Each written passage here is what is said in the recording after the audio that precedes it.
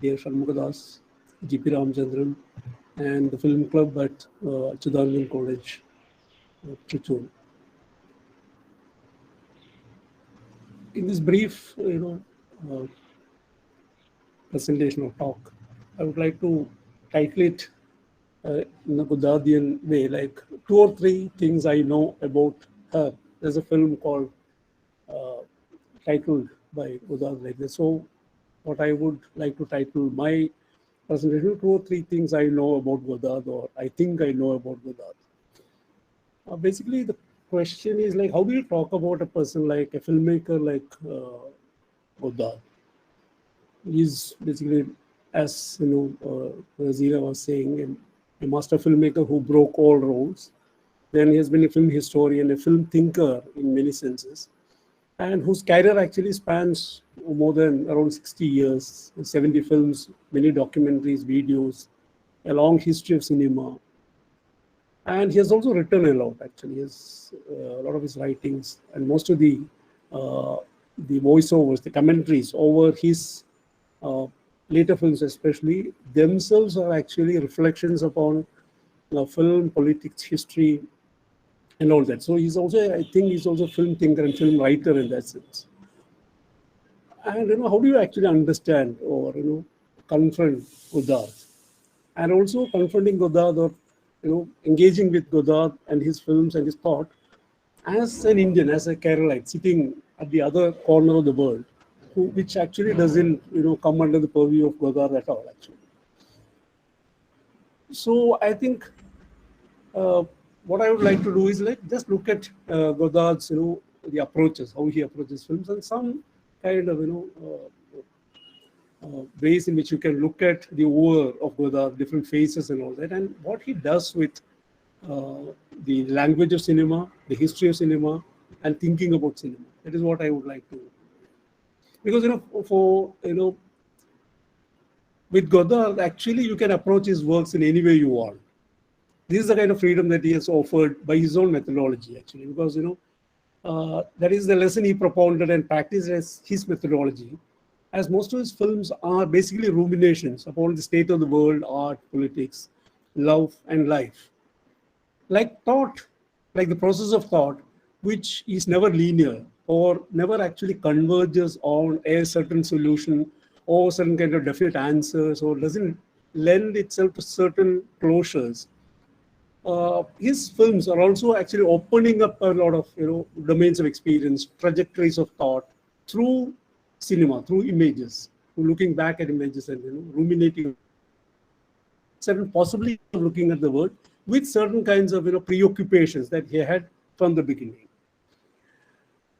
So his films too were in a sense free explorations or endless digressions actually around a particular theme or idea. If you look at the whole series of his films, he takes upon an idea and he actually weaves around that idea or theme a lot of digressions into different art forms, different kinds of thought, quotations, evoking a lot of other streams of thought in the form of text or music or sound or archival footages and all that.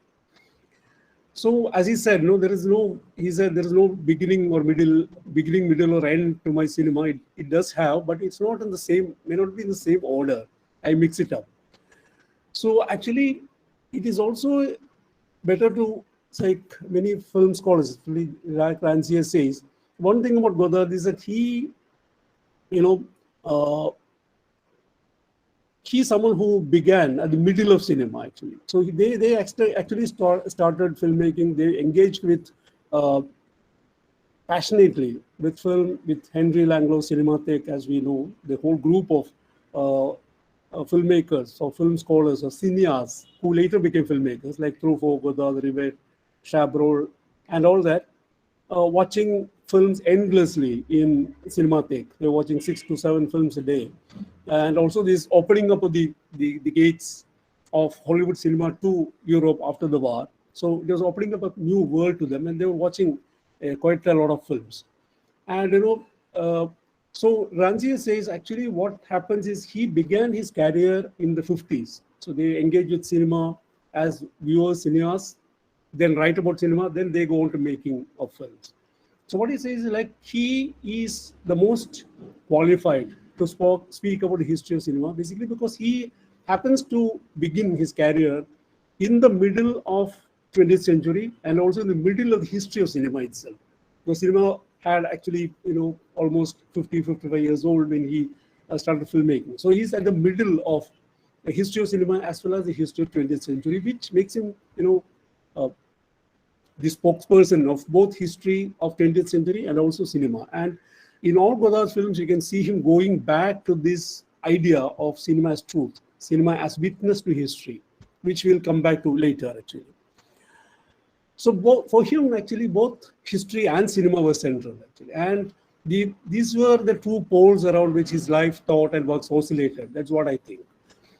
And he was a filmmaker who saw, felt, and thought his way through cinema to understand, experience the world. If you look at his later cinema, like Image Book or Film Social, you can see him actually ruminating upon, pondering upon, looking back upon film history, taking images, taking certain bites from history and, re-looking at them and, making it his own in a way. And there is this constant engagement with both cinema as a medium, as an art form, as an industry also, because he had this whole, critique of capitalism as well as Hollywood as its, as its film representative of film embodiment. And he also engaged with cinema's history and its aesthetics. That is what is the kind of theme that runs throughout his over in that sense. So all his films are about cinema itself in that sense. In all his works, you can see a very, young, I would call, he was always young in that sense. He was also the youth of cinema, one can say, actually. If you look back at even the last film, there's a kind of youthful energy to them. There's a kind of youthful restlessness, rebelliousness, and dissent to the form, to the larger, the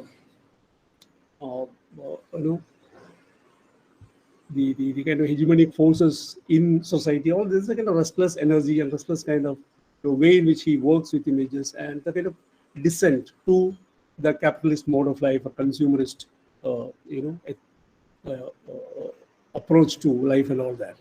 So there is a kind of young, restless, irreverent rebel at work, thinking in and through images, to not only make sense of the world, but also to shape it as a form of memory, a memorial of history, memorizing and also memorializing history, to find or to create traces of truth. And through that to create a kind of mode of action, through creating a kind of film language through which one can actually look at history and capture truth in a sense. So there is this urgent and obsessive desire to engage with the world, to image and imagine, to as I said, to memorize and memorize, to incite and also transform. All these kinds of yearnings, in a sense, actually animate his works. I would say, like, you can see, if you look back, as I said, two things I would like to talk about Godard is about his engagement with, one, with cinema history, second, with radical politics, third, with technology itself. And if you look at his work, you can see that right from his from celluloid to video and television to digital and iPhone, he has worked his way through that. Like, he's actually welcomed or embraced all these changes, right?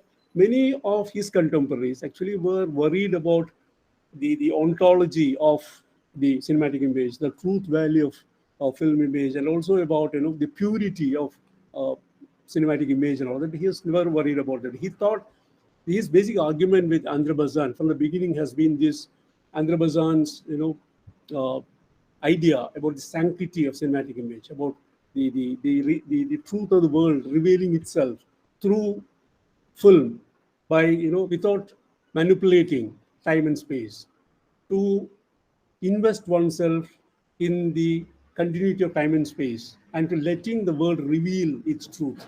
This is something which actually Godard critiques from the beginning. He said it's not about montage versus mise-en-scene or anything like that, but sometimes it is actually montage that reveals the truth or helps us to actually make the image speak the truth. So there is this question of never believing in the sort of the purity of images, but rather working with cinema and the changing forms of imaging technologies throughout his life. So he was very much at ease with the transformation of the coming of video, the coming of television, later the coming of digital technologies, because he thought this actually made it much more easier to work with images. It also made it accessible to all, affordable to all, and actually is one form in which technology makes filmmakers free themselves from the clutches of these capitalist structures and this whole this mode of production of capitalist mode of cinema.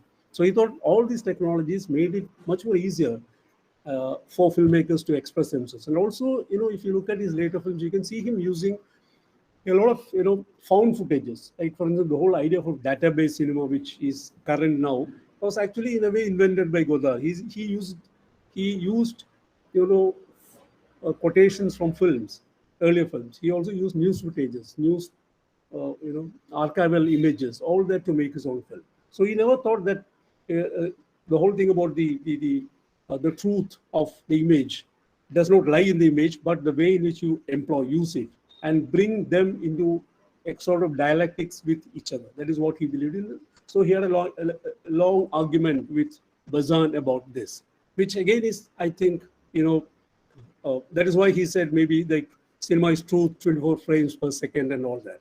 So Godard, cinema was a sort of, he thought it was a kind of encyclopedia of the world, or a laboratory of life, where everything converged, came into conflict, took a definite political shape. So he freely drew from all forms of intellectual and aesthetic resources, from literature, philosophy, painting, music, news, archival footage. He used everything to make his cinema. He was like, I would say he was a kind of, his lineage, I would, connect to as an Eisensteinian. I think he was an Eisensteinian in the basic sense. He pieced them all together to make cinema speak to history and make history speak to cinema also. Like, so for him, cinema was the raw material and medium to make films in that sense. There has never been a filmmaker who was so obsessively self-reflexive also. He was talking about his self-reflection. If you look at his films from the beginning, you can see a lot of, if you look at the voiceovers in Godard films, you can see him speaking to himself, to us, to cinema. There's a kind of, different ways in which he's talking. His voiceovers are working within the film text. So there is kind of obsessive kind of self-reflexiveness, which is also a kind of not just a self-reflexiveness of a self-indulgent filmmaker, but a filmmaker who is engaging with the world politically and through cinema. And also these, if you look at these voiceovers and reflections, which drew from European, art and cultural traditions, the heights of European and cultural traditions, while critiquing them, and also drawing from cinema to critique cinema itself, what cinema should be doing, has been one of his obsessive themes. So there's a kind of obsessive self-reflectiveness about him, both about himself and his medium. This is how, for instance, Jacques Rancière describes his history of cinema, which is a 260-minute long film. He says, like, where he uses images and clips from hundreds of films to make cinema reclaim and reasserts its historicity, in a sense. He says, I'm quoting, Godard takes the films these filmmakers made and makes with them the film they didn't make, actually. You're using films of others to make the film they didn't make, actually, through a set of operations that singularly complicate our notions of image and history. Operations that ultimately invert the thesis that cinema betrayed itself and its century and demonstrate instead the radical innocence of the art of moving images. That is what he says, end the quote. So it was this deeply radical task of engaging with cinema's tryst with destiny, with history, that engaged Godard's film philosophy and makes him a true historian of cinema in that sense. For Godard, image was truth, and the mission of cinema was to testify to its presence and to the present. If you look at the different phases in his life, you can see this engagement, as I said, with politics, with cinema, and also with the medium. All through his phases. For instance, as I said, his early phase of cinema te kahe du cinema phase, where they all came together, watching films, writing about films, engaging especially with Hollywood cinema and celebrating auteurs like John Ford, Howard Hawks, Alfred Hitchcock, and all that. Then again, arguments with both with the earlier French cinema, which they called cinema du papa, or the cinema of the grand old men, and also engaging with Hollywood, why even while critiquing the capitalist mode of film production. And also engaging theoretically with Bazin over this whole argument about montage versus mise-en-scene, long takes versus jump cuts and all that. Then he moves on to his next phase, where you have this New World movement, where all this group of filmmakers began making films, and a whole lot of films. It was a very productive kind of period, where right from the first phase, one could call, from Breathless to the film called Weekend, where you have a lot of films like A Woman is a Woman, My Life to Live, Contempt, and all that. Then again, moving to the next phase, where the Paris 1968 is a huge turning moment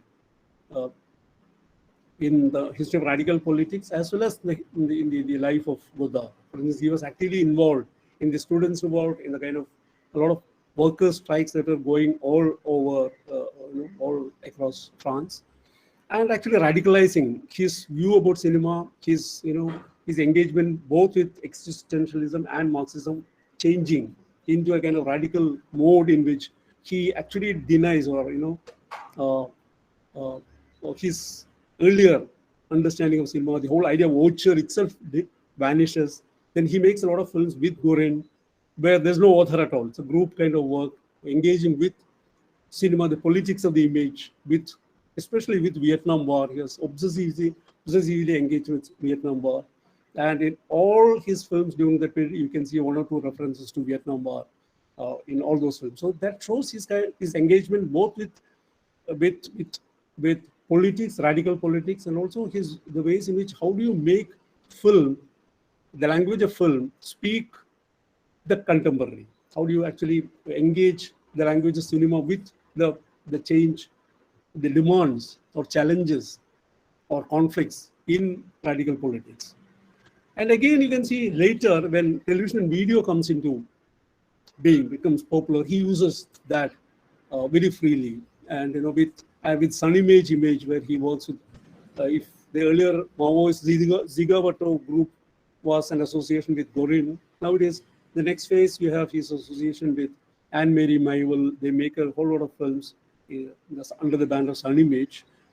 And later you can see the most interesting phase works with the digital to make films like Film Socialist, Make Goodbye to Language, Image Book, the last decade of his filmmaking, where again you can see the intense engagement with the medium, with politics, and also the kind of the changes that are happening in film as a technology, and the way in which you can use the new possibilities of technology, digital imaging technologies, to actually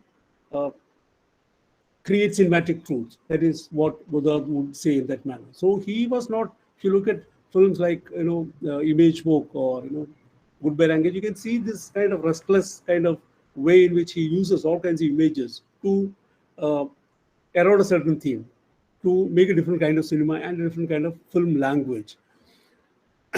So I could say two ideas. I would just talk about two aspects of his filmmaking and end my listing. One is cinema as how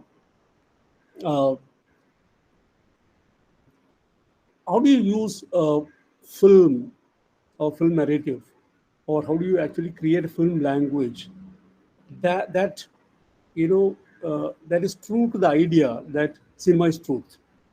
So as I said, there is this engagement with Bazin about this controversy or this debate between mise-en-scene and montage, where he talks about montage as a much more powerful tool to actually make images speak truth, or images to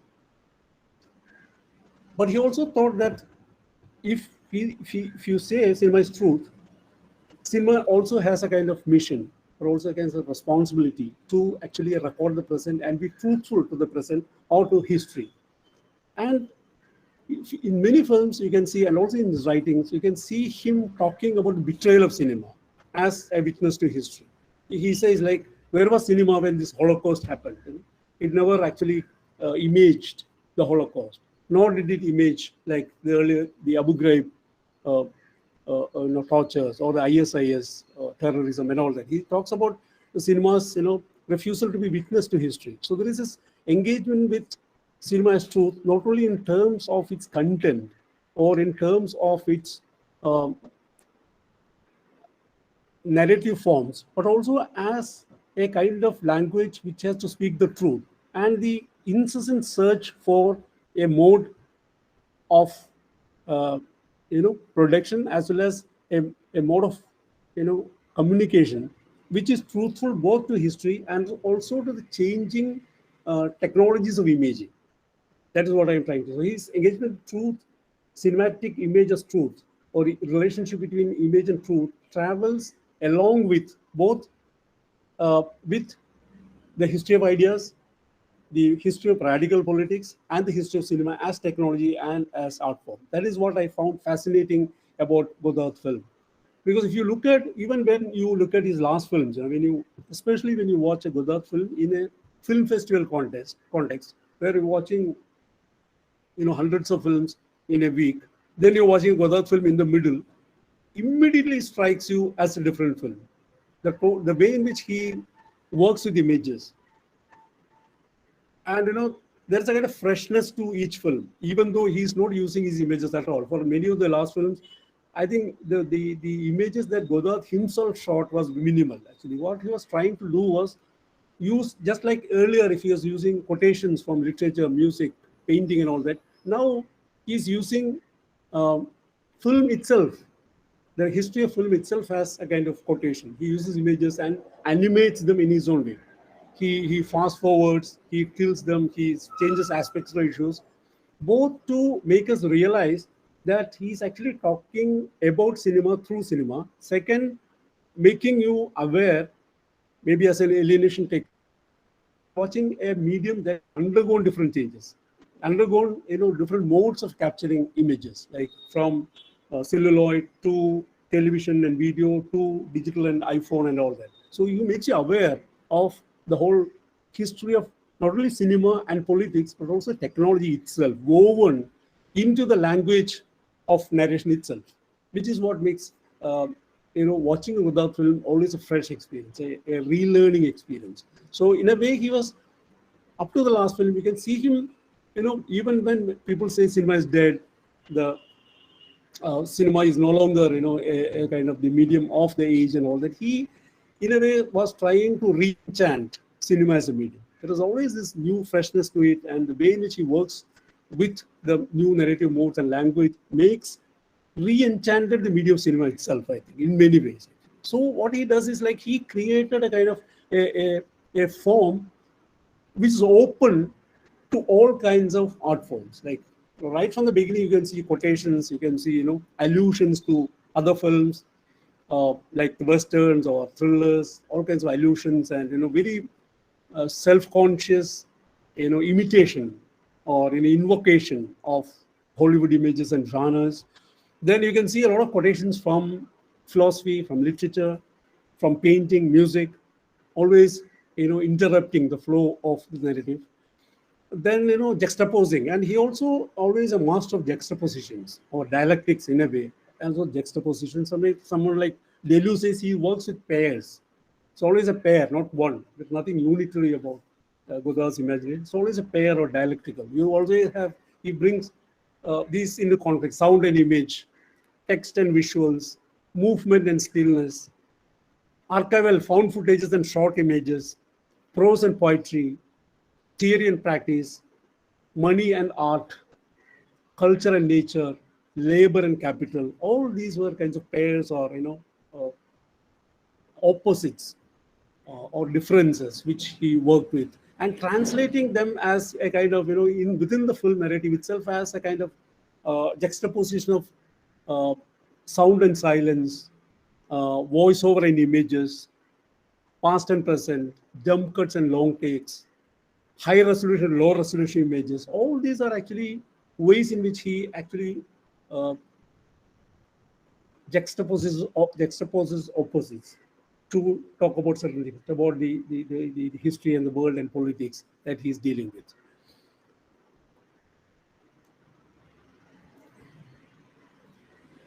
So actually, this kind of mixing, juxtaposing, and creating a kind of assemblage, it was itself the kind of form that Godard evolved throughout his career. And he said, as I said, there's no obsession with the purity of cinematic image or anything like that, but he's ready to use all kinds of technologies and welcome all other art forms, and whether it be text or images or sound, music, whatever, into the film text or into his narratives. So he says, like, truth is in all things, even partly in error. And this is a quote from Viver Savoy, where he says, error is necessary to truth. And again, he says, like another quote, beauty and truth are two poles. Beauty and truth have two poles, document and fiction. You can start with either one. My starting point is documentary, to which I try to give the truth of fiction. My starting point is documentary, to which I give the truth of fiction, he says. So he's playing with this idea of truth and, documentary and fiction, truth and, lie or whatever. So I think this kind of engagement with cinema, within cinema, is not just a kind of personal, as in many cases, not just a personal engagement, a nostalgic engagement with cinema, but it is also kind of becomes a kind of engagement with politics, the predicament of radical politics in 20th century, because he follows it in different ways, right from Paris revolts to Vietnam War to Algerian War to later Palestinian and other kinds of contemporary conflicts that happened post 9/11 decades. So it's not just a personal nostalgic kind of take, but it's also about his undertaking upon himself the responsibility of cinema to record history and represent or capture truth. So finally, I'll just end up with, how do you look at Godard from India, from Kerala or whatever? Like, because if you look at his cinematic over, and also if one will be struck by the kind of absence of non-European images, maybe I would say Asian images from his history of cinema, from his cinematic world, the world he lives in, is, devoid of, in a sense, Asia doesn't enter there, especially except for maybe some images from Ozu and Mizoguchi and all that. Japan is there, but not the other Asia, like whether it be Korea or India or other countries which have produced, which is part of a huge, part of world history of cinema, but they are absent in Godard's film. So how do you actually? So basically European in that sense, all his resources, all his quotations, and even he says art and philosophy is European. He says art is European, philosophy is a European mode of thinking, and he doesn't actually. In that sense, he's basically a very essentially a European in that sense, a Eurocentric kind of way of looking at the world, where the whole world is Europe. So how do you, for someone from India, from someone from Kerala, someone in the East in a way, how do you actually make sense of Godard, and how is he relevant to you at all? One thing is like, as Satyajit Ray would say, like a critique of newer filmmakers in India, but he quotes or he looks up at Godard as a person who is whose unconventionality or innovativeness is something very rooted. He says that is rooted in European or French cinematic tradition, philosophical and political traditions, with which he makes his own language. And he critiques Indian newer filmmakers, saying that you are not actually rooted in that sense. You are actually borrowing certain techniques or certain gimmicks which Godard uses to create a kind of a fake language. He didn't use that word, but that is what he actually drives at. So, but if you look at the way in which he's using, in terms of film language, and also in terms of looking at cinema history through cinema, using cinema itself as a medium to talk about the history, its own history, I think his modes of engagement, his modes of self-reflexivity upon himself, his period, and the history of cinema is something that that actually forces or inspires us to look at your own history, your own uh, cinema history, or your own history of cinema, or your own journey through cinema. For every one of us, also journey through cinema. We have memories about cinema, and we live through cinema, and also we have a lot of memories in our life which are related to cinema. So what is Godard, what he's doing is actually linking his own life, his own images with his own periods and his own memories. And to look back, as I said, to actually recapture or reassert this idea that image is truth, or it is incumbent upon cinema to speak the truth and be witness to the present. So that is a kind of lesson which I think, in terms of film language, in terms of the way in which one works with technology and also uses uh, uh, liberating the potential of technology to become democratic, to become revolutionary, to become a tool of radical politics, transformed as film language, is something that I think we have to learn from Godard.